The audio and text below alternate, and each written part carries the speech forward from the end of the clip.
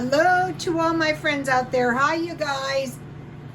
This video is the cost of living and the poverty level. Okay, so they said, okay, there's a widening gap between the rich and the poor. So we're going to be examining the standard of living, and I'm cooking dinner and so the first thing I'm making is some instant potatoes.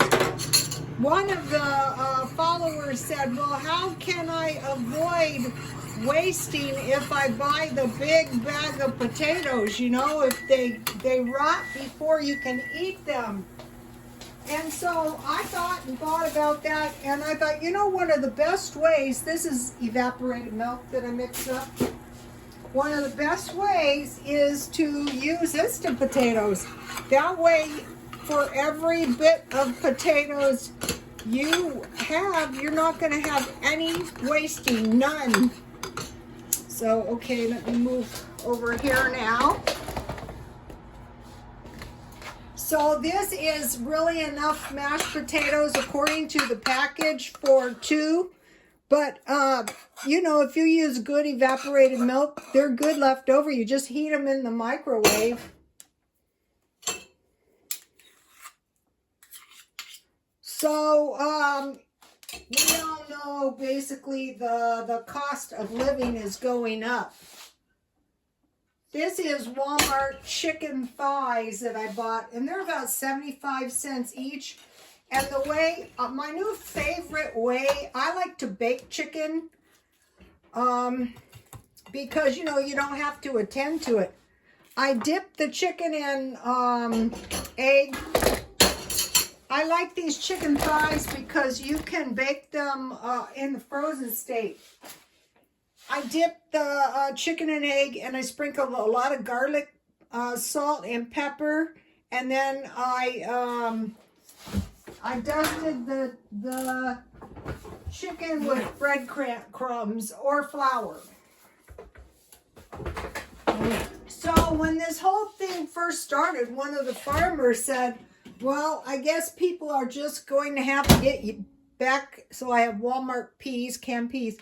People are just going to have to get back to the basics of life. I go, oh yeah, that sounds easy. So now I want to mention something. I try to buy as much food as I can marked down. I bought these today at Walmart. And then I bought this, I guess it was yesterday. This will really stretch your budget. And then to drink, I have some tea. And in the back there, I don't know if you can see them, I bought a few plants. I'm going to try to plant a little garden in a few weeks. So this is like a basic meal. The next time, though, I'm going to buy, they have a bag of chicken legs at Walmart for $5. I'll show you when I buy it. So this is like getting back to the basics. Not very exciting, but it'll get you by. I don't put anything on the potatoes, and I like to stockpile these smaller packages. See how nothing's going to happen to these? They're not going to go rotten. They're not going to get any insects in or out.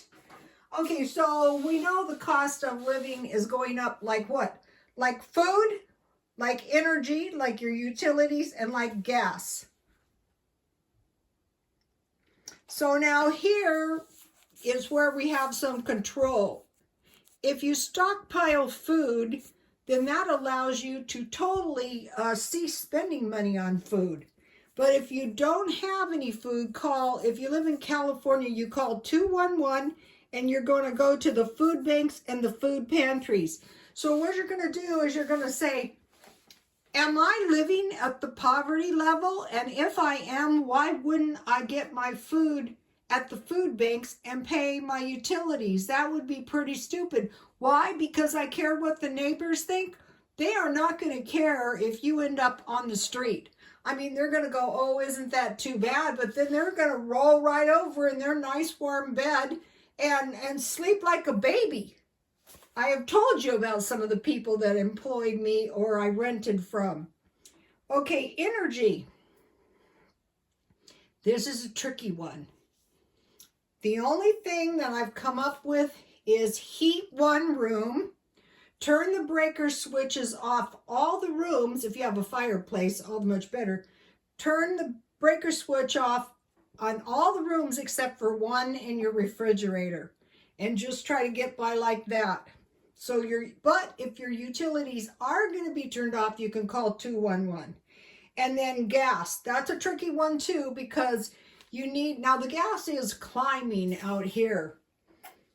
You need so much gas just to get to work, but that's all. So food, energy, and gas. Now they're admitting to the cost of living going up this year 2.3%.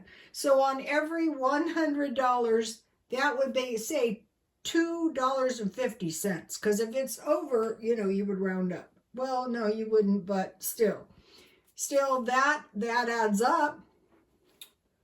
Okay, so now we're going to take a look at standard of living. Okay, how they figure out the standard of living, and this is scary. The domestic product divided by the population. So the goods and services that we produce divided by every person in the country, that is the general standard of living.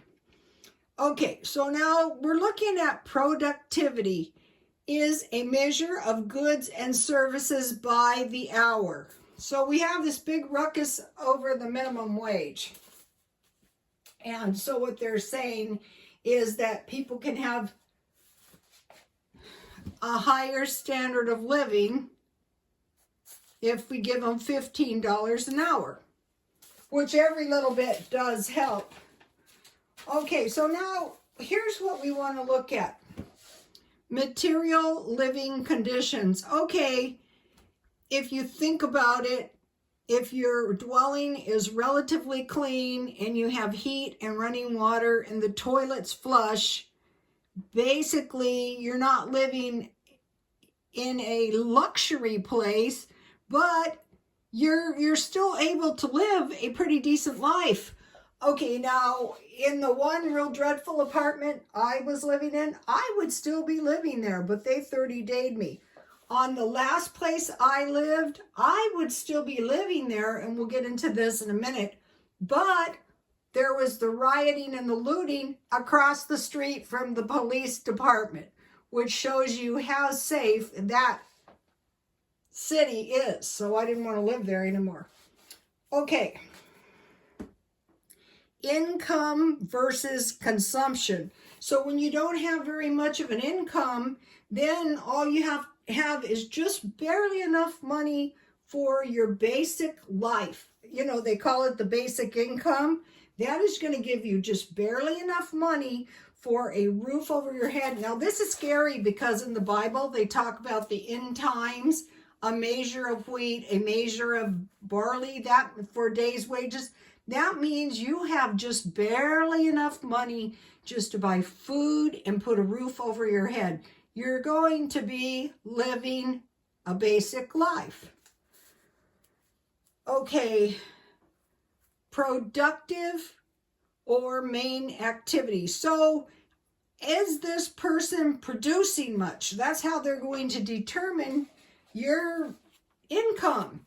If you're like a major producer of some valuable service or product, then you're going to have more money. And, health. A lot of people have lousy health care. Education. Okay, I didn't really realize that education was contributing to my standard of living when I knew it was contributing to my well-being in all kinds of ways. And this, the kids can't go to school and stuff is very, very crappy. So education plays big. Social interaction, not so much. Leisure, leisure is like a whole lot of fun. This is where the nicer place you live, if you have to be there, is more pleasant. Economic security. So do you have enough money to pay your bills? Physical safety. This is why the place I lived with the rioting and the looting was unsafe. Governance and basic rights.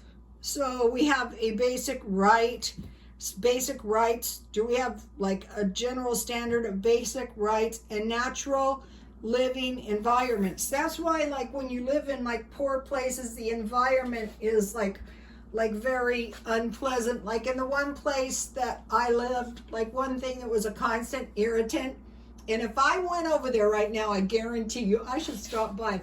They locked the garbage dumpster, but the lock was rusty, and it was just such a damn pain in the neck to get open. And you know, you gotta take out your garbage. But I mean, this kind of stuff does, you know, and you couldn't really go outside, you know, and I would be on my balcony. They didn't like it one bit. So here's what we're looking at. Wealth, employment, environment.